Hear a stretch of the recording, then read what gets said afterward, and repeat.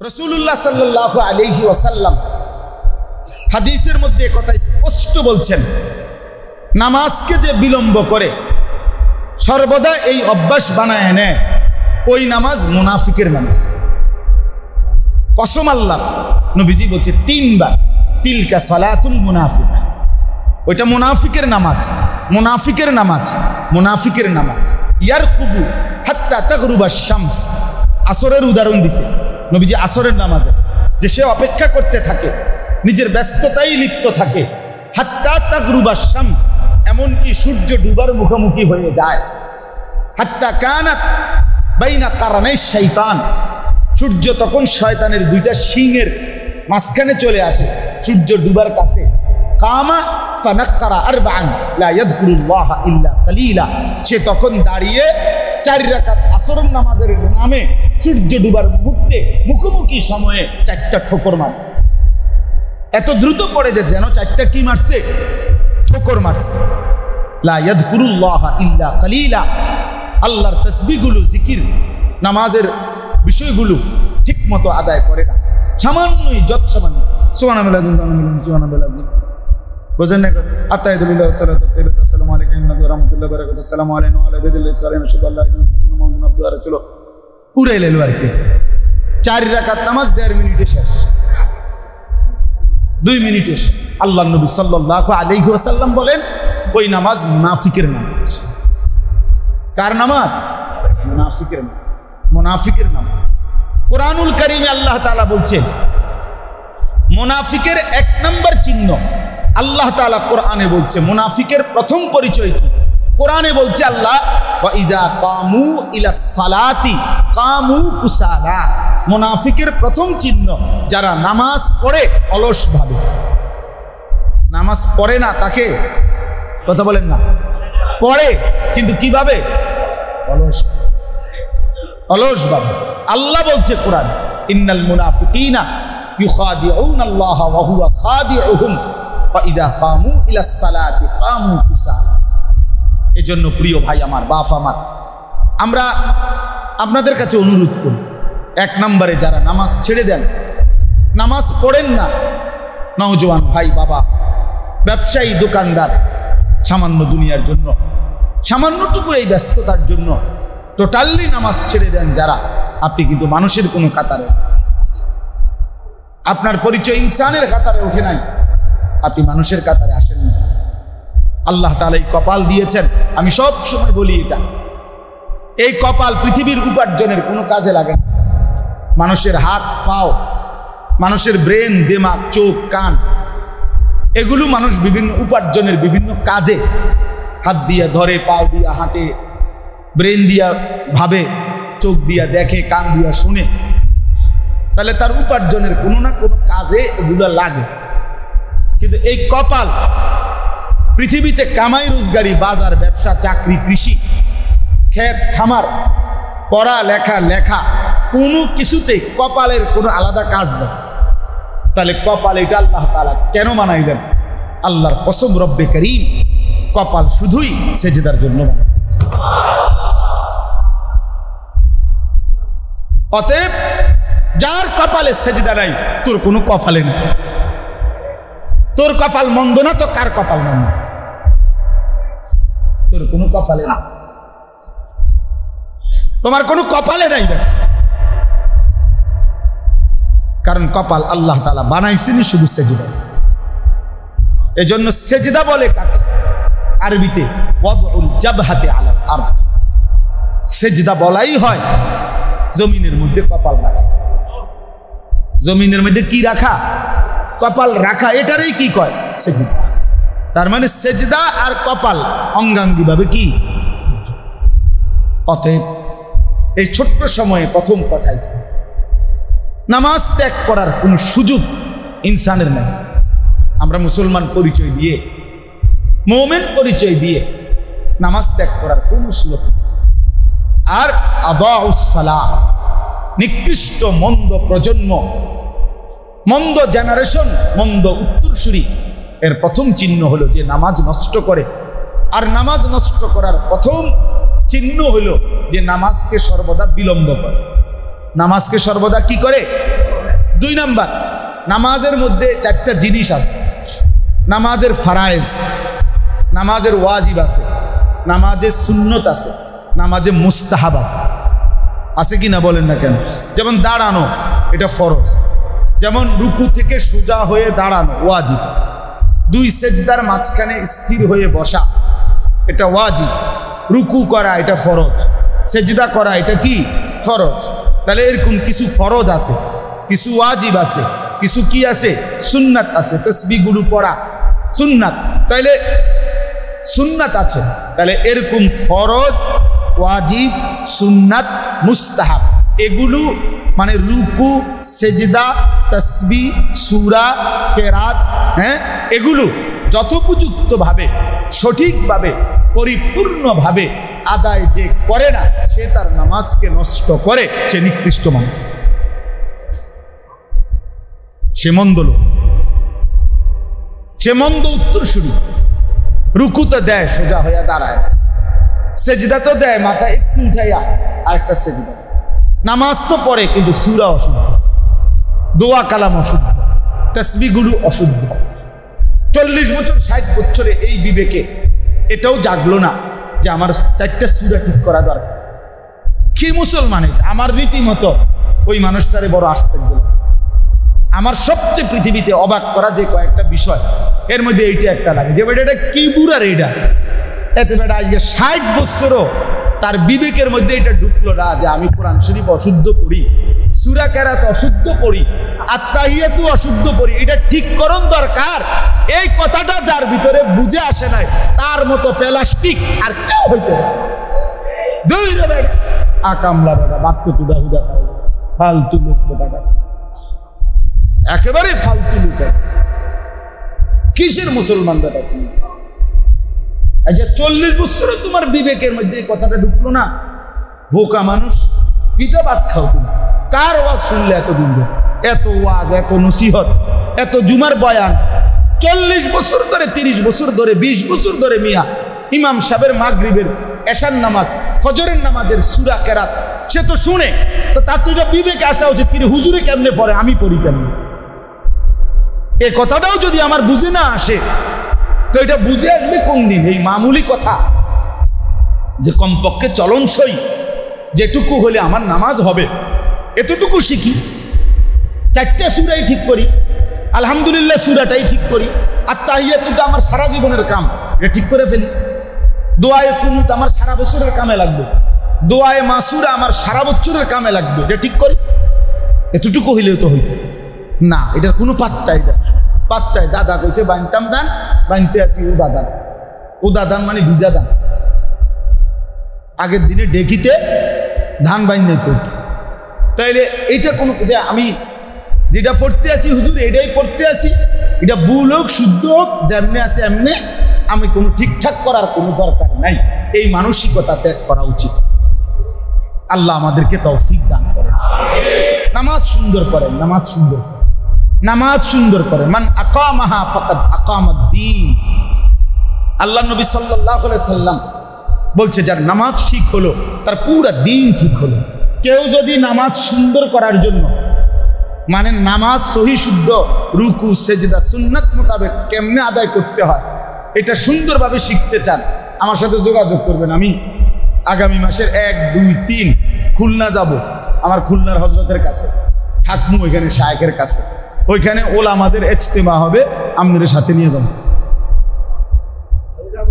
হ্যাঁ হ্যাঁ, ওইখানে হজরত দাঁড়ায়া দাঁড়ায়া নামাজ ঠিক করে দেয়, নিজে বালতি আইনা অজু করে সুন্নত মোতাবেক অজু সবার সামনে করে দেখা, একটা একটা করে ধরে ধরে শিখ। তো এই জেনারেশন 2 রকম হবে, একজন হবে খালফুন, একটা হবে খালাফুন। খা লাম ফা, তো এই লাম মাঝের অক্ষর, এইটার মধ্যে যদি জবর দিয়ে হয় তাহলে খালাফুন, আর লামের মধ্যে যদি সাকিন হয় তাইলে হলো খালফুন। তো এই শব্দটার ভিন্ন অর্থ, যদি লামের মধ্যে সাকিন হয় অর্থ হলো মন্দ জেনারেশন, মন্দ উত্তরসূরি, মন্দ প্রজন্ম। আর যদি হয় খালাফুন, লামের মধ্যে জবর, তাহলে উত্তম জেনারেশন, উত্তম প্রজন্ম, উত্তম উত্তরসূরি, নেককার উত্তরসূরি। তো আল্লাহ তাআলা বললেন এখন থেকে নিয়ে কিয়ামত পর্যন্ত নূহ আলাইহিস সালামের এই বংশধারা থেকে প্রত্যেক যুগেই তৈরি হবে দুই ধরনের। একদল হবে উত্তম প্রজন্ম, উত্তম উত্তরসূরি, আরেক দল হবে মন্দ উত্তরসূরি, নিকৃষ্ট প্রজন্ম, নিকৃষ্ট মানুষ, মন্দ উত্তরসূরি, মন্দ জেনারেশন। তো এই আয়াতের মধ্যে আল্লাহ তাআলা প্রত্যেক যুগে ওই নূহ আলাইহিস সালামের ওই ৮০ জন অনুসারী সহ যারা বেঁচে ছিল তাদের থেকে কিয়ামত পর্যন্ত প্রত্যেক যুগে মন্দ উত্তরসূরি কারা, নিকৃষ্ট জেনারেশন কারা। যেমন আমাদের এখন আধুনিক যারা গবেষক, জেনারেল লাইনের যারা আধুনিক পণ্ডিত, ওনারা আপনার এই বর্তমানের যে ইয়াং ছেলে 16, 17, 18, 19, 20 এদেরকে বলে জেন জি, জেনারেশন জেড বলে এদেরকে। আর যাদের বয়স 12, 13 এখন তাদেরকে বলে আলফা জেনারেশন। এটা আধুনিক গবেষকদের কথা। তাহলে এইটাকে একটা ভাগ করে, একটা জেনারেশনের একটা ভাগ আছে, একটা প্রজন্মের একটা ভাগ আছে। এই জেনারেশন যারা এখন জেন জি, অর্থাৎ যাদের বয়স 14, 16, 17, 19, 20, এদের ভাষা হলো, এখনকার মানসিকতা হইল যেই কোনোভাবে বাধাগ্রস্ত করলে সে বাধাপ্রাপ্ত হয় না, বরং ধাক্কা দেয় আগা। এইটাই আপনার গত ফ্যাসিস্ট বোঝে নাই। উনি মনে করছে বুড়া মানুষের ঠেকাইতে ঠেকাইতে ছাত্রদের সামনে এই ঠেকানোর কর্মসূচি নিয়েছিল, যার কারণে শেষ পর্যন্ত টিকতে পারে নাই। কারণ ওই যে এই জেনারেশন মানসিকতা হইল ধাক্কা দিয়ে সামনে যাবে,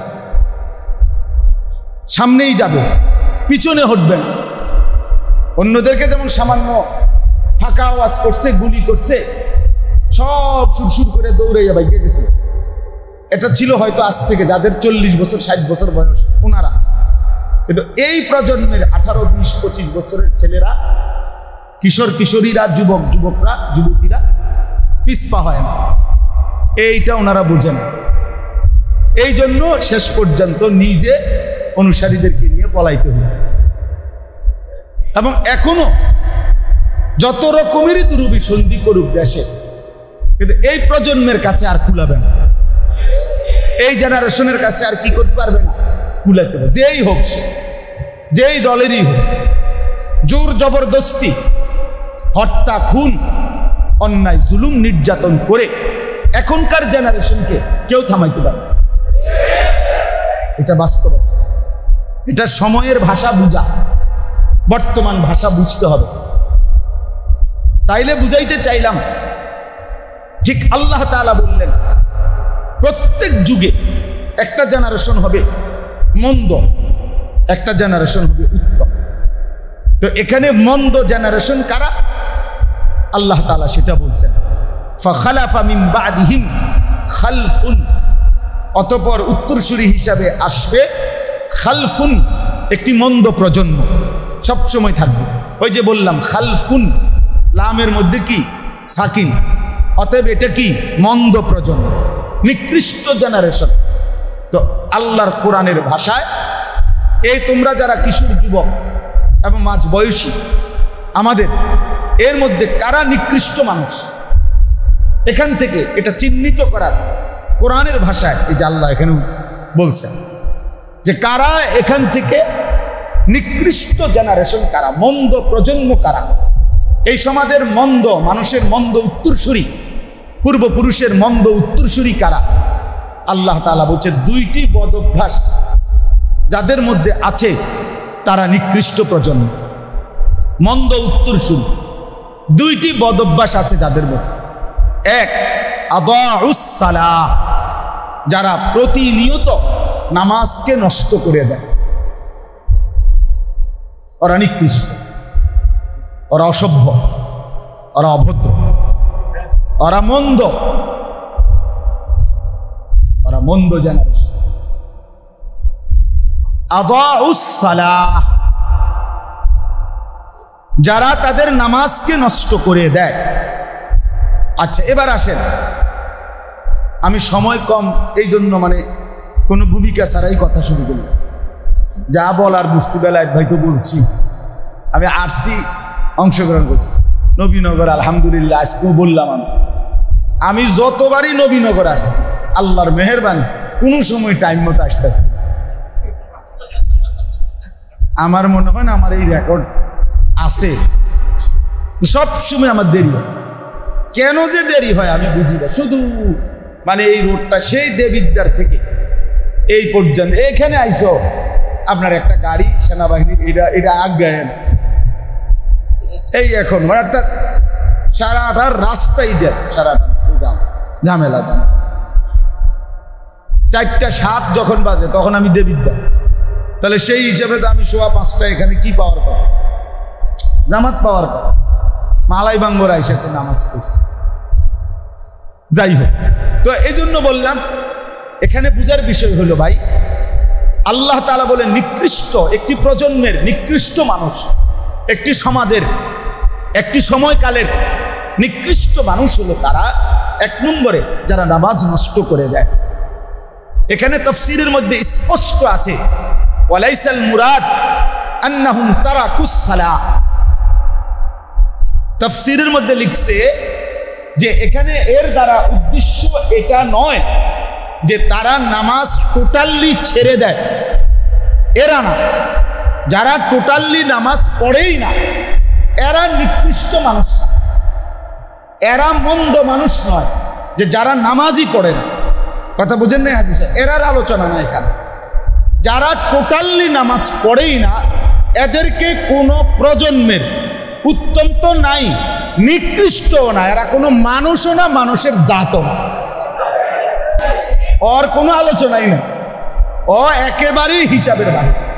ওইটা মানুষও না, প্লাস্টিকও না, এটা হাইওয়ানও না, জানোয়ারও না, ওইটা কিছুই না। ওর নিয়ে কোনো টেনশন, কোনো আলোচনাই নেই। আল্লাহ তাআলা তাকে কোনো হিসাবের মধ্যে আনে।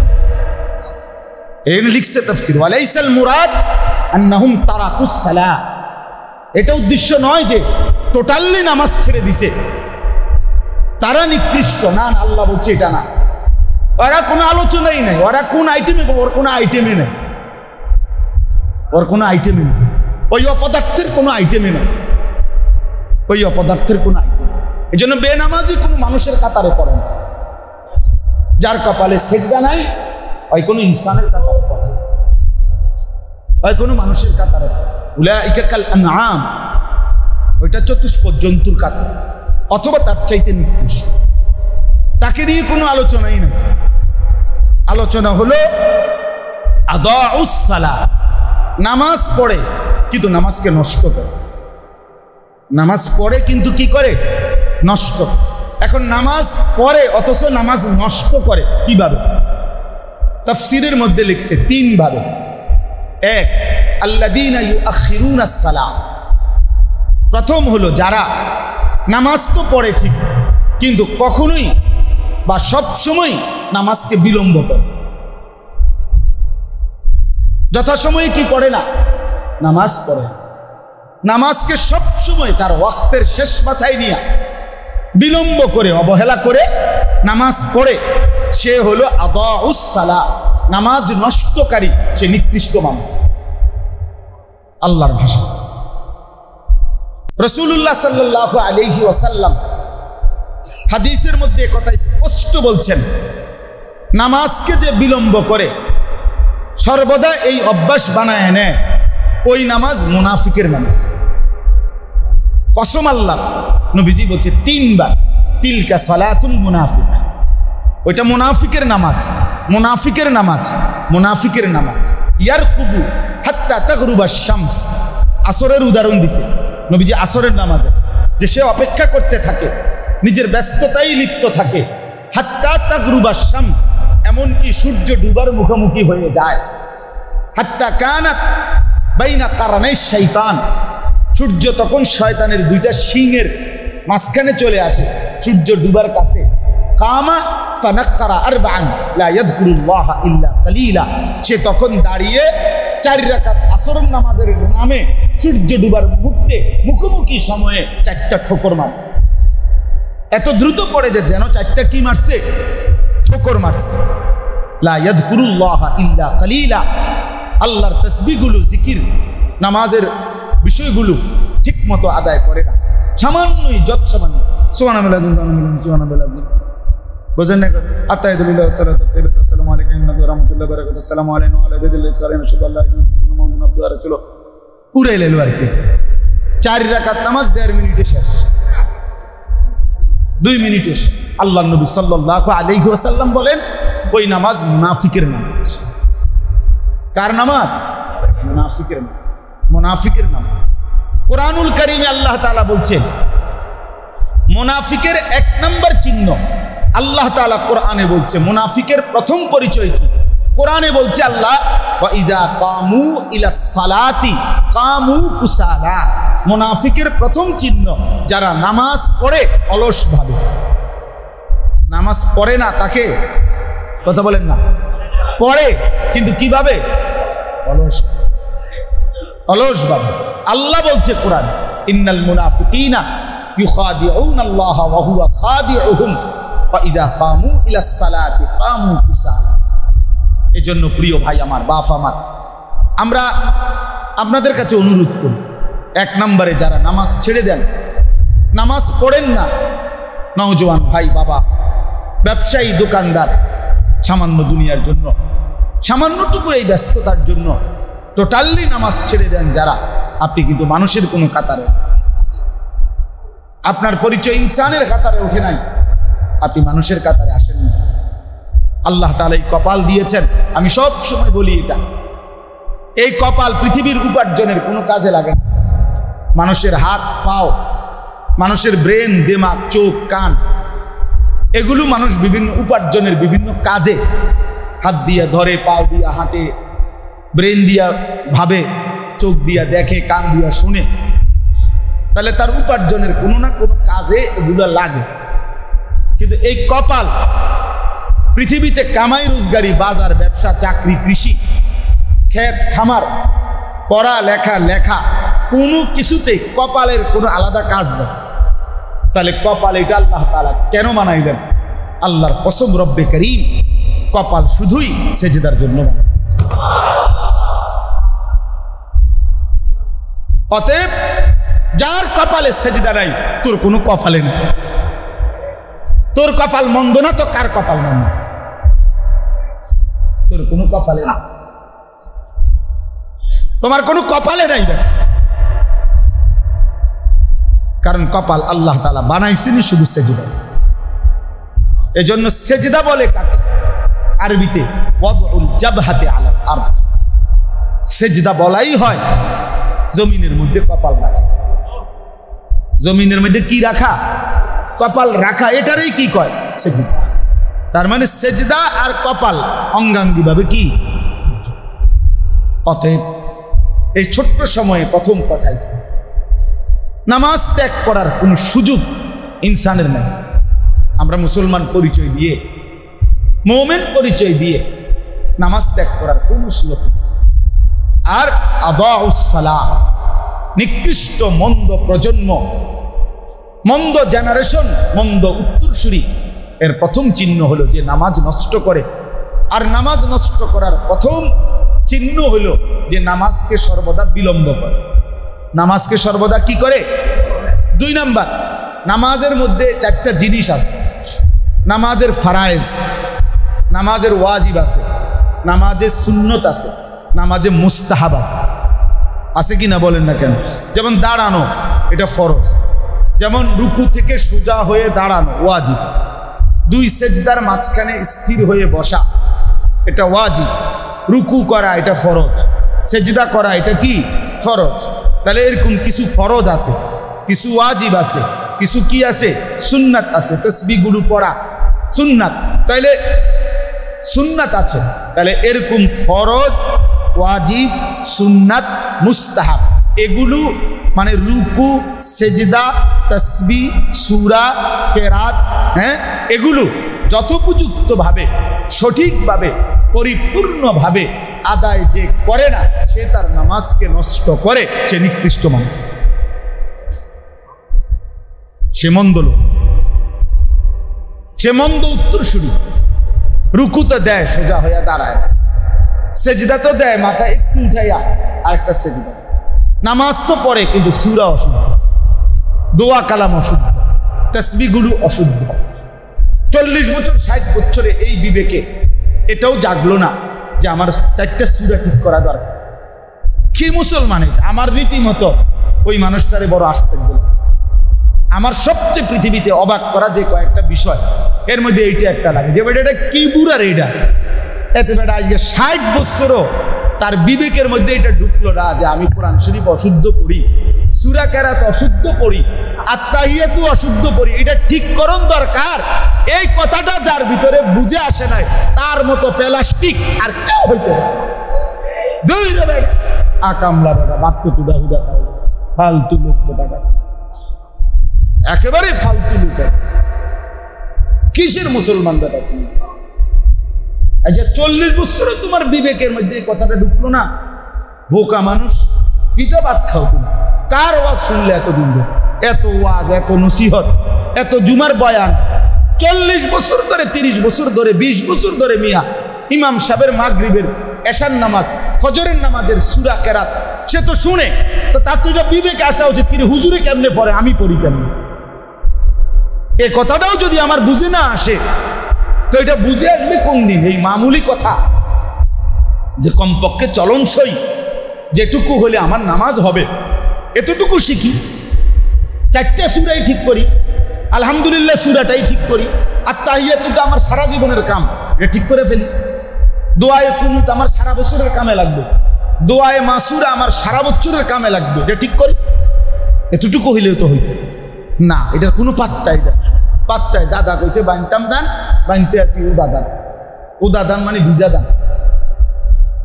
আগের দিনে ডেকিতে ধান বাইন নাই তো, তাইলে এইটা কোনো যে আমি যেটা পড়তে আসি হুজুর এটাই পড়তে আসি, এটা ভুল হোক শুদ্ধ হোক যেমনে আছে এমনি, আমি কোনো ঠিকঠাক করার কোনো দরকার নাই। এই মানসিকতা ত্যাগ করা উচিত।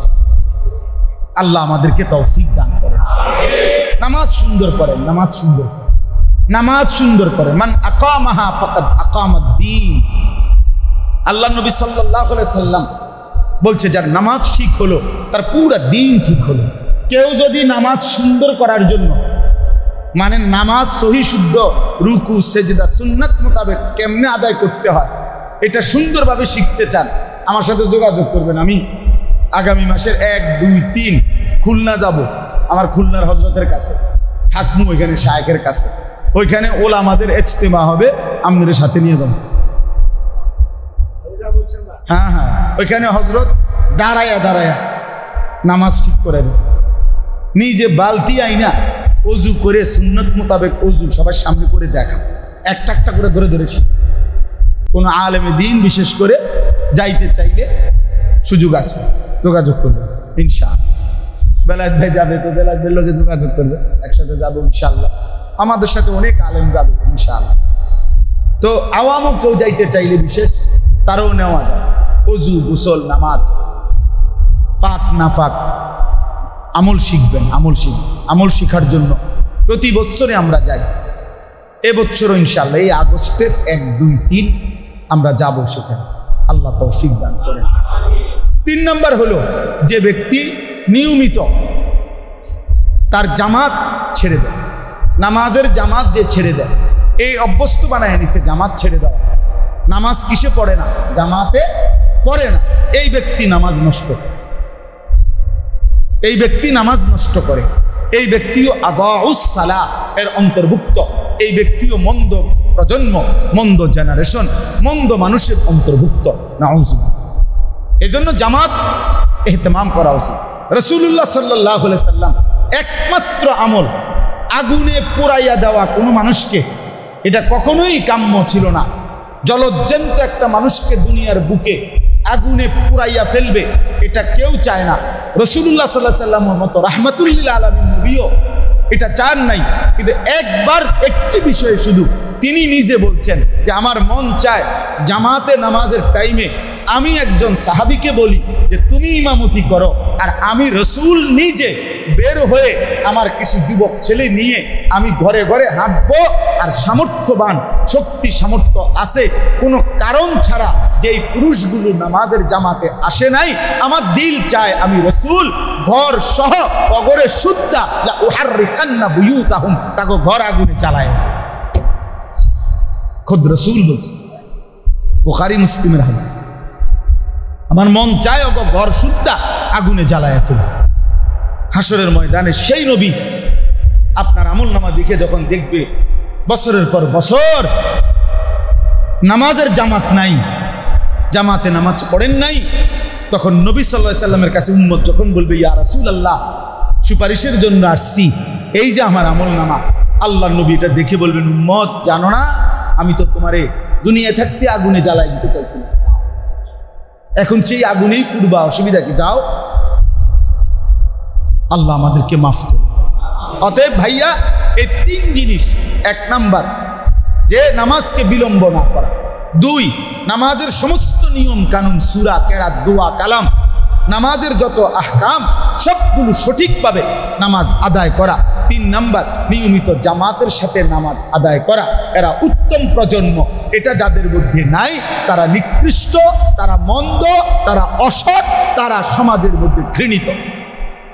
আল্লাহর ভাষায়, কোরআনের ভাষা, কোরআনের ভাষা। আর দুই নাম্বার হলো ওয়াত্তাবাউশ শাহওয়াত। এটা গুরুত্বপূর্ণ কথা বলি, তাফসিরে আছে হযরত হুযায়ফা রাদিয়াল্লাহু তাআলা আনহু একবার ওনার সামনে একজন লোককে দেখছে নামাজ পড়ছে, তাফসিরে মাআরিফুল কোরআনে আছে, আপনি এখন দেখেন এই আয়াতের তাফসিরে আছে। উনি দেখছে এই লোক রুকু সেজদা নামাজ ঠিকমতো পড়ে নাই, নামাজের সালাম ফিরাবার পরে তিনি তারে ডাক দিছে, এদিকে আসো। জিজ্ঞাসা করছে তুমি আজকে সাহাবী হুযায়ফা, উনি বলছে তুমি আজকে কতদিন যাবত এইভাবে নামাজ পড়ো, এই এখন যেমনি পড়লা? সেই লোক বলছে আমি আজকে 40 বছর যাবত এভাবে নামাজ পড়ি। আল্লাহর কসম, হযরত হুযায়ফা বলছে গত 40 বছরে তুমি কোনো নামাজই আদায় করো না, কোনো নামাজই আদায় করো, তোমার কোনো নামাজই আদায় হয়। 40 বছরের নামাজের কাজাও তো করতে পারবে, হ্যাঁ কাজাই বা করবো কি, এই তো কাজা করলে এই ডক ধারাবাহিকতা। আল্লাহ তাআলা ওনার বংশধরের মধ্যে একটা পর্যায়ে যখন কুফর শিরিক আল্লাহর নাফরমানি অবাধ্যতা চূড়ান্তভাবে বেড়ে গেছে, তো আল্লাহ তাআলা হযরত নূহ আলাইহিস সালাম ওনাকে পাঠাইছে নবী হিসাবে।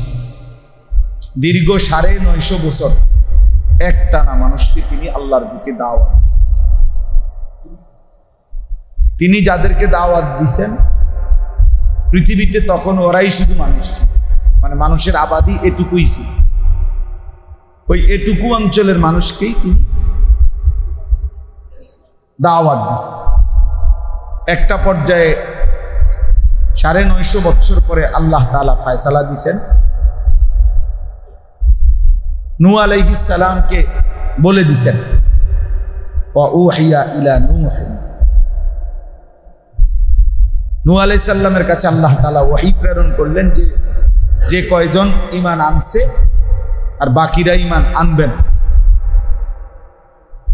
কাজেই তুমি আর ঘাবড়াবা না, এখন তুমি তোমার যে কয়জন অনুসারী নিয়ে আমি আল্লাহ তাআলার হুকুমে একটা নৌকা বানাও, বাকিদেরকে আমি আল্লাহ তাআলা তুফান দিয়ে শেষ করে ফেলি। তা আমরা সবাই জানি নূহ আলাইহিস সালামের নির্ধারিত অল্প কয়েকজন, সর্বোচ্চ 80 জন অনুসারী ইমানদার, ওনারাই শুধু নৌকায় আরোহণ করে ওই তুফান থেকে বাঁচছেন, বাকিদেরকে আল্লাহ তাআলা ধ্বংস করে দিয়েছে। সংক্ষেপে বললাম আর কি। এরপরে পুনরায় আবার এই পৃথিবীতে নূহ আলাইহিস সালামের এই অনুসারী এই কয়েকজন, এদের মাধ্যমেই পৃথিবীতে আবার নতুন করে মানুষের বংশধারা আবার শুরু হয়েছে। তো একটা জিনিস লক্ষণীয় হলো পৃথিবীতে আল্লাহ তাআলা প্রথম যেই মানবী মানে নারী পুরুষ এই পৃথিবীতে দিলেন, আদম এবং হাওয়া দুইজনই ছিলেন পূর্ণ ঈমানদার। তো আল্লাহ তাআলা প্রথম এই পৃথিবী আবাদ করলেন আল্লাহর অনুগত দুই বান্দার মাধ্যমে, আদম এবং হাওয়া। কিছু সময় পরে যখন আবার কুফর, শিরিক, আল্লাহর অবাধ্যতা, নাফরমানি করছে, তো তাদেরকে আবার ধ্বংস করে দিছে, দিয়ে আবারও নতুন করে নূহ আলাইহিস সালাম এবং ওনার এই ঈমানদার অনুসারী এই কয়েকজনকে দিয়ে, তখন এই কয়েকজনই, আর পৃথিবীর কোথাও কোনো মানুষ নাই, তাহলে শুধুমাত্র ঈমানদারকে দিয়ে আবারও পুনরায় সমস্ত বেঈমানকে নিঃশেষ করে নতুন করে আবার আবাদ করছে। তাহলে দুইবার আল্লাহ তাআলা পৃথিবীতে ঈমানদারের মাধ্যমে, আল্লাহর অনুগত বান্দার মাধ্যমে পৃথিবীতে আবাদ করলেন।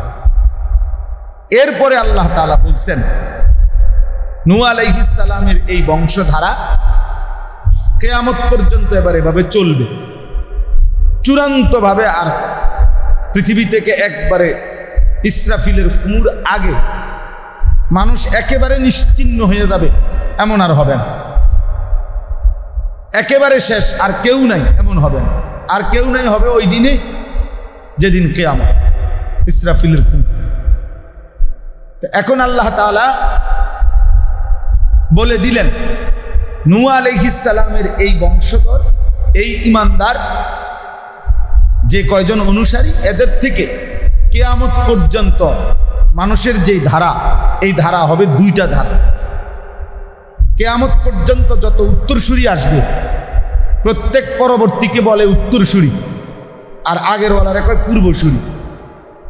যেমন আমি আমার বাবা দাদার উত্তরসূরি, তারা হলো আমার পূর্বসূরি। ঠিক আমার সন্তান হলো আমার উত্তরসূরি, আমি তার জন্য পূর্বসূরি। তো আল্লাহ তাআলা বললেন এই সামনে যত উত্তরসূরি আসবে, এটাকে একটু ভালো শব্দে প্রজন্ম বলে, জেনারেশন বলে। প্রত্যেক জেনারেশন